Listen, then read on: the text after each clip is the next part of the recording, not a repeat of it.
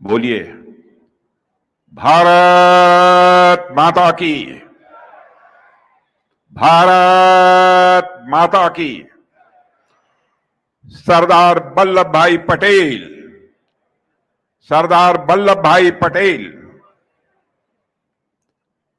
हमारे भारत सरकार के संस्कृति एवं पर्यटन मंत्री श्रीमान गजेंद्र सिंह जी शेखावत, भारत सरकार के कोयला एवं खनन मंत्री श्री जी किशन जी रेड्डी, भारत सरकार में गृह राज्य मंत्री श्री बांदी संजय कुमार जी, यहाँ के सांसद लोकप्रिय सांसद श्री एटला राजेंद्र जी, सचिव संस्कृति विभाग भारत सरकार श्री विवेक अग्रवाल, महानिदेशक सीआरपीएफ श्री ज्ञानेंद्र प्रताप सिंह एवं यहाँ मौजूद हमारे सीएपीएफ के सभी बहादुर जवानों एवं अधिकारीगण, भाइयों एवं बहनों, जोहार तेलंगाना, अंदर की नमस्कारम।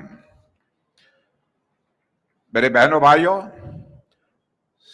सबसे पहले मैं आप सभी को और समस्त देशवासियों को हैदराबाद लिबरेशन डे की हार्दिक बधाई देता हूं। आज का यह दिन भारतीय इतिहास का एक गौरवशाली अध्याय है। साथियों, आज के अवसर पर मैं भारत के पहले होम मिनिस्टर और देश के लौह पुरुष सरदार वल्लभ भाई पटेल की स्मृति को भी शीश झुकाकर नमन करता हूं, जिन्होंने भारत को एकता के सूत्र में बांधा एवं देश की अखंडता को सुनिश्चित किया है। साथ ही मेरे साथियों, विशेष रूप से सीएपीएफ सेना के जवान और इस भव्य और शानदार समारोह में जो उपस्थित हमारे सीएपीएफ के जवान और हमारे पूर्व सेना के अधिकारी और सीएपीएफ के अधिकारी, सबको मैं हार्दिक बधाई देता हूं। आपने इस आयोजन को सफल बनाने में जो योगदान दिया है, जो आपने मेहनत की है, मैं तहे दिल उसकी भूरी भूरी प्रशंसा करता हूं। मेरे साथियों, आज ही के इस आयोजन में संस्कृत के रंगों से जुड़ने के लिए सारे कलाकारों को और उनकी पूरी टीम को तहे दिल में हार्दिक बधाई देता हूं। साथियों, और यह दिवस 17 सितंबर एक धूमधाम के साथ हैदराबाद मुक्ति दिवस के रूप में मनाने का निर्णय जो हमारे यशस्वी प्रधानमंत्री श्री नरेंद्र मोदी ने लिया है, उन नरेंद्र मोदी जी का भी मैं अभिनंदन करता हूं। और आप जानते हैं, आज उनका जन्मदिन है, इसलिए मैं अपनी तरफ से, आप सभी की तरफ से उनको मैं हार्दिक बधाई देता हूं। साथियों, आज का यह दिन भारतीय इतिहास में एक बड़े ही महत्वपूर्ण माइलस्टोन यानी मील के पत्थर के रूप में जाना जाता है। हम जिस हैदराबाद लिबरेशन डे की स्मृति को ताजा करने के लिए आज यहां एकत्रित हुए हैं, वह हमारे इतिहास का एक बहुत ही निर्णायक और गौरवपूर्ण अध्याय है।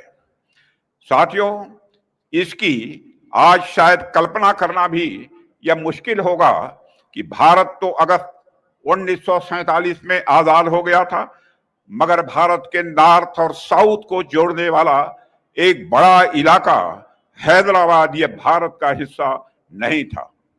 यानी आजाद होने के बावजूद भारत एक न होकर कई टुकड़ों में बटा हुआ था। यह एक ऐसी स्थिति थी जिसमें भारत की एकता और अखंडता दोनों हमेशा खतरे में रहने वाली थी। ऐसे में भारत के आयरन मैन माने जाने वाले सरदार वल्लभ भाई पटेल ने जो किया, वह आज हमारे इतिहास में सुनहरे अक्षरों में दर्ज है। साथियों, 1947 में भारत ने जब आजादी हासिल की, तब हमारे सामने अनगणित चुनौतियां खड़ी थी। विभाजन की त्रासदी थी, सांप्रदायिक दंगे हो रहे थे, रिफ्यूजी क्राइसिस थी, संसाधनों की कमी थी और अंग्रेजी हुकूमत से मिली जर्जर प्रशासनिक व्यवस्था थी। इन सब के बीच सबसे बड़ी चुनौती थी 565 रियासतों का भारत में विलय। यह कार्य असंभव सा था। जब भारत ने आजादी हासिल की थी तो देश बिखरा हुआ था। सैकड़ों रियासतें थीं, सैकड़ों राज्य, महाराज, नवाब थे। उन सभी की बहुत अलग अलग मांगे भी थीं। कई तो अपना खुद का देश भी चाहते थे। भारत की एकता पर सवालिया निशान लगे हुए थे। ऐसे समय में लौह पुरुष सरदार वल्लभ भाई पटेल ने सूझबूझ, साहस, दूरदृष्टि, अद्वितीय नेतृत्व और संकल्प के साथ असंभव काम को संभव करके दिखाया था। साथियों, रियासतों का भारत में उन्होंने विलय कराया। भारत को उन्होंने एकता प्रदान की। एक सूत्र में पिरोकर अखंड भारत की नींव यदि रखी थी तो हमारे सरदार वल्लभ भाई पटेल ने रखी थी। स्वतंत्रता के लगभग 12 वर्ष बाद डॉक्टर राजेंद्र प्रसाद जी ने लिखा था, भारत के पूर्व राष्ट्रपति ने, कि यदि आज भारत एक है तो यह बहुत हद तक सरदार पटेल की स्टेटमैनशिप और प्रशासनिक क्षमता के कारण ही यह संभव हो पाया है। गांधी जी का मानना था कि रियासतों की समस्या इतनी कठिन थी कि इसे केवल सरदार पटेल ही सुलझा सकते थे। महात्मा गांधी ने लिखा था, the problem of the state is so difficult that you alone can solve it. Sardar Vallabhbhai Patel के प्रति महात्मा गांधी का इतना बड़ा विश्वास था। गांधी जी का आकलन अंततोगत्वा सही साबित हुआ। सरदार पटेल ने राजनैतिक परिपक्वता और कुशल रणनीति के बल पर रियासतों को शांति से भारत में मिला लिया। भारत और भारत के लोग सदैव सरदार पटेल जी के ऋणी रहेंगे। मेरे बहनों भाइयों, यह मैं विश्वास के साथ कह सकता हूं। साथियों, पर हैदराबाद के मामले में आप जानते हैं, बातचीत पूरी तरह से विफल हो गई थी। निजाम ने स्टैंड स्टिल एग्रीमेंट तक का सम्मान नहीं किया। तब सरदार पटेल ने निजाम को दिखा दिया कि शास्त्र नीति के साथ भारत शस्त्र नीति को भी जानता है। सरदार पटेल के नेतृत्व में भारत ने ऑपरेशन पोलो प्रारंभ किया। आज उस ऑपरेशन के विजय की वर्षगांठ हम सभी मना रहे हैं। 17 सितंबर वह तारीख है जब सरदार पटेल ने भारत विरोधी निजाम को भारत में विलय के लिए विवश कर दिया था। लेकिन 17 सितंबर केवल एक तारीख या दिन मात्र नहीं है, बल्कि यह दिन यह भी संदेश देता है, इस बात का भी संदेश देता है कि भारत की एकता, भारत की अखंडता के हर दुश्मन को सिर्फ कुछ यदि मिलेगी तो केवल और केवल पराजय मिलेगी। मैं हैदराबाद मुक्ति दिवस के अवसर पर ऑपरेशन पोलो में भाग लेने वाले सभी नायकों के साहस को याद करता हूं और साथ ही उनको मैं शत शत नमन करता हूं। साथियों, मैं मानता हूं कि ऑपरेशन पोलो केवल एक सैन्य अभियान नहीं था, यह सरदार पटेल का एक निर्णायक या प्रहार था जिसने रजाकारों के षड्यंत्र को चकनाचूर कर दिया और हैदराबाद को मां भारती की गोद में लाकर बैठा दिया था। बेहद अफसोस की बात है कि आजादी के बाद 7 दशकों तक इस ऐतिहासिक घटना को याद करने और उसे उचित सम्मान देने का काम जो सरकारों के द्वारा किया जाना चाहिए था वह नहीं किया गया। मैं पूछता हूं कि किसी ने युवा पीढ़ी को उस दिन के महत्व से जोड़ने का प्रयास क्यों नहीं किया? क्योंकि पिछली सरकारें अपनी तुष्टीकरण की नीतियों में फंसी रही और डर के कारण इस दिन को मनाने से भी लगातार वह बचती रही हैं। भाइयों और बहनों, क्या यह सच नहीं है कि रजाकारों ने एक समुदाय हिंदुओं पर सबसे भीषण अत्याचार किए? हिंदू और मुसलमान, चाहे किसी भी धर्म का मानने वाला कोई भी क्यों न हो, भारत ने कभी भी किसी के साथ कोई भेदभाव नहीं दिखा। हमारे देश के ऋषि और मनीषियों ने सारे विश्व को यही संदेश दिया है कि यत् पिंडे तत् ब्रह्मांडे, जो पिंड में है वही ब्रह्मांड में है, जो जड़ में है वही चेतन में है, जो छोटे में है वही बड़े में है, जो सूक्ष्म में है वही विवर्त में है, जो मेरे में है वही तेरों में है, तेरे में है। साथियों, कर्नाटक के बीदर जिले के एक गांव जिसका नाम गोरटाबी है, रजाकारों के आतंक का मैं मानता हूं कि वह एक जीवंत उदाहरण है। यह गांव रजाकारों की बर्बरता का शिकार बना। वहां 200 से अधिक हिंदुओं को कतार में खड़ा करके पूरी निर्ममता से मौत के घाट उतार दिया गया। गांव की बहनों और माताओं की अस्मिता को तार तार किया गया। लूटपाट और हिंसा का तांडव हुआ। उस समय रजाकारों की एक कहावत भी प्रचलित थी कि बामन को लूटो, बनियों को काटो, आपस में सब बांटो। पूरे समाज की एकता को वह तार तार कर देने पर आमादा थे। रजाकार किसी भी सभ्य जीवन के मूल्यों के खिलाफ लगातार वह खड़े थे।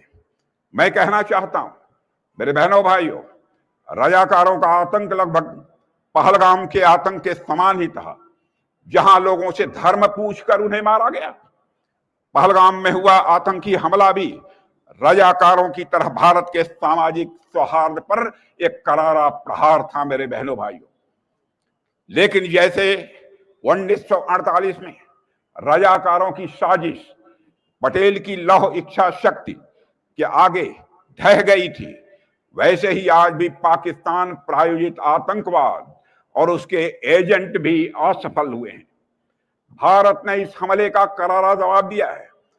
हमने यह साबित कर दिया है ऑपरेशन सिंदूर के माध्यम से कि भारत की संस्कृति हजारों वर्षों से विभिन्नताओं को जोड़ती आई है और यही हमारे भारत की सबसे बड़ी ताकत है।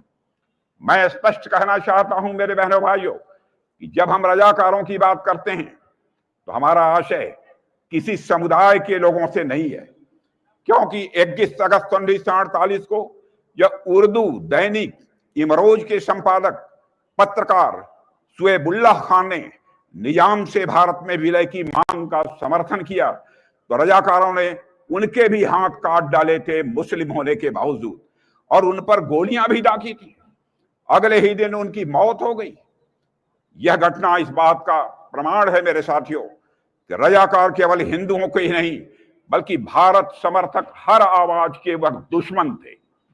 इसलिए जब हम रजाकारों की बात करते हैं तो हमारा मतलब उस सोच से है जो भारत की आत्मा के खिलाफ है, जो सर्वधर्म संभाव के विचार को नहीं मानती है। मेरे बहनों भाइयों, हैदराबाद के मामले में जब रजाकारों का सरगना कासिम रिजवी दिल्ली में सरदार पटेल से मिला तो उसने कहा, हम आखिरी दम तक लड़ेंगे और मर जाएंगे पर भारत से किसी भी सूरत में नहीं जुड़ेंगे। तो सरदार पटेल ने शांत स्वर में उत्तर दिया, मैं आपको आत्महत्या करने से कैसे रोक सकता हूं। संदेश साफ था। साथियों, भारत किसी भी कीमत पर हैदराबाद को अलग नहीं होने देगा।